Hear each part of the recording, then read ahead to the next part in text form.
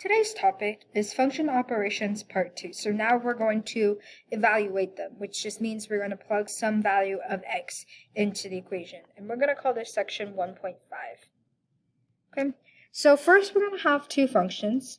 So we're going to say f of x is 2x plus 3. And we're going to say that g of x is 4x minus 5. Okay.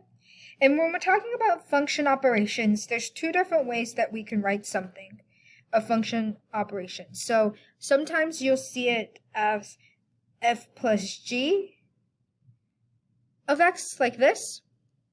And then this is also the same thing as you can break it up. So you can say f of x plus g of x. So basically, we're just adding f plus g together, and f is f of x plus g of x. So you can write it like this, or you can write it like this. It really doesn't matter which way, it means the same thing. So that's what we did in the last lesson. But today we're going to take this, and we're going to say f plus g of negative 5. Okay? So you can evaluate it like this, and that's fine. I like to break it up because it makes a little more sense. So I'm going to break it up like this. So I have f, and instead of x, x is now negative 5. So I'm going to say f of negative 5 plus g of negative 5. Okay? So now I know that f of x is 2x plus 3. Well, where do you think we're going to replace x with? Negative 5. So I'm going to say 2 times negative 5 plus 3. And I'm adding that to g. What's g? This is g. And this has negative 5. So what do you think I'm going to plug in for this x? Negative 5. Oops. So now I have 4 times x. And anytime I plug in a variable, I always like to put it in parentheses. So 4 times negative 5 minus 5. And sorry, that was a mess up. I don't need that there. Okay? Now I'm just going to simplify it. So I multiply first. 2 times negative 5, negative 10. I'm going to bring down the plus 3. I'm going to bring down the plus. And then I have multiplication right here too. So 4 times negative 5, negative 20. And then I'm just going to bring this minus 5 down.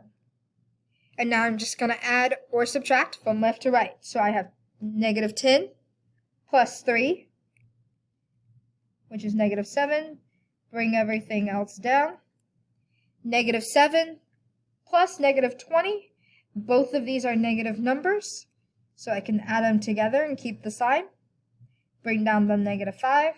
Negative 27 minus 5. They're both negative numbers. I can combine them together and keep the sign.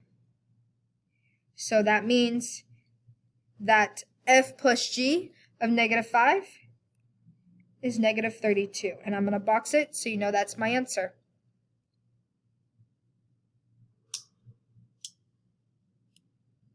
Okay. So now we're going to do example 2. I should put example 1 there, sorry. So now we're going to do the same thing. But now we have f of 3 minus g of 3. And we want to know what is that equal to. Okay? So this is easy because it's already in this nice format that we like. And the only difference between example 1 and example 2, minus the x values are different, we are now subtracting. So we have f of 3, so I'm going to go to my f function, and what do you think I'm going to plug in for x? 3. So I have 2, and instead of x, I'm going to put 3 plus 3. Now I'm going to do the same thing for g, and I should have put these in parentheses. So now I'm going to take g. Here's g. And what do you think I'm going to plug in for x? 3.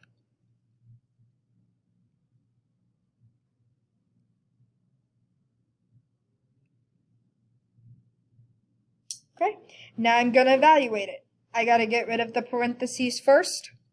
So 2 times 3, 6, plus 3, minus 4 times 3, which is 12, minus 5.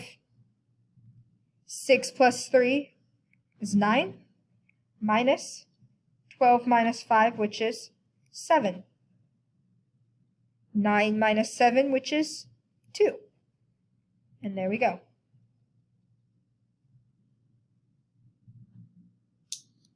Okay. Example 3. F of g of 0. Okay, so this is similar to example 1 when it's written like this. You can leave it like this and still evaluate it, or if it's easier, you can separate it like we did with addition. You can do the same thing with multiplication. Okay, so let's first go ahead and separate it, and it's probably helpful if you could actually see what I'm doing instead of just guessing. I apologize.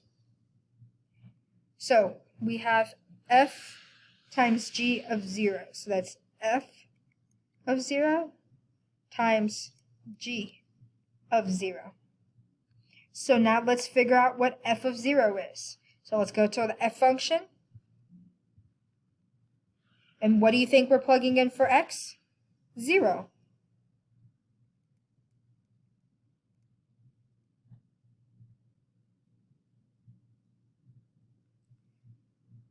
Times g of 0. So let's go to the g function. What do you think we're plugging in for x? 0.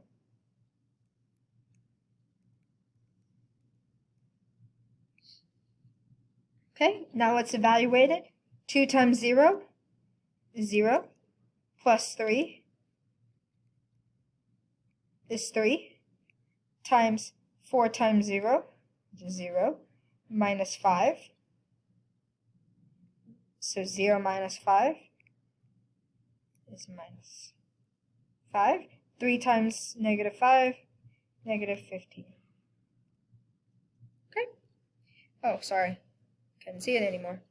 My apologies. Okay. So let's go ahead and we're going to do one more example. So we're going to call this example 4. And we're going to do f of negative 1 divided by g of negative 1. Okay? So we're going to still use the same f and g function. So I am just going to rewrite f and g at the top of this paper so I don't have to keep flipping back and forth. You might have bigger paper than me. My notebook is fairly small. Alright, so we have f function. Here's my f function. What do you think we're plugging in for x? Negative 1. Let's go ahead and do that. 2 times negative 1 plus 3. All divided by g. What do you think we're plugging in for x? Negative 1.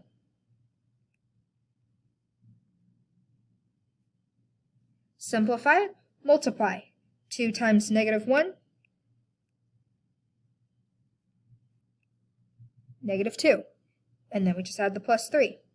Multiply. 4 times negative 1. And then we just bring down, we copy the negative 5. So now let's keep evaluating. Negative 2 plus 3, 1. Negative 4 minus 5, negative 9. So you can say 1 over negative 9, that's the same thing as negative 1/9. So I'm just going to leave it just like that. Okay? And there you go.